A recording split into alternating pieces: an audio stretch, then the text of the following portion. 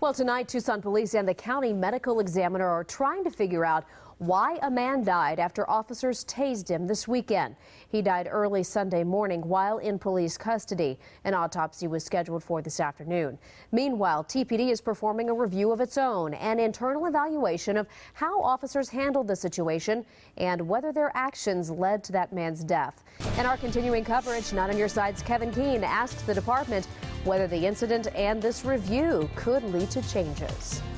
TPD says 46-year-old Michael Carbone was argumentative and confrontational when officers responded to a report of domestic violence. Late Saturday, he ran to this Circle K on North Alvernon, where an officer tased him twice. In police custody, Carbone died shortly after. Anytime we have an in-custody death, of course, it's a very serious incident. A person has died. Assistant Chief Brett Klein says it's standard procedure to perform an internal review. And that board of inquiry is comprised of 3 commanders who will look at this incident from beginning to end, and they'll make a determination on whether or not we followed our general orders, our procedures, our training, and all of those things to make sure that we did our job the way we're supposed to. The department says such a review could lead to changes in training, equipment, or policies. Right now, it considers a taser an intermediate weapon like a baton. Not on Your Side asked what could change as a result of this review. It's too early to make any determinations on whether or not anything would change because of this particular incident.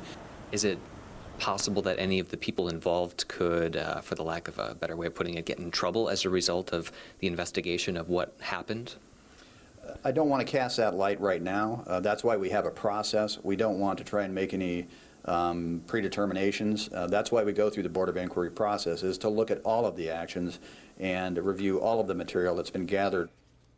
TPD says it is rare that a person dies in custody, which is why it takes cases like this weekend's very seriously. The assistant chief adds officers draw their taser roughly 150 times a year, and in those cases actually use them about 100 times a year.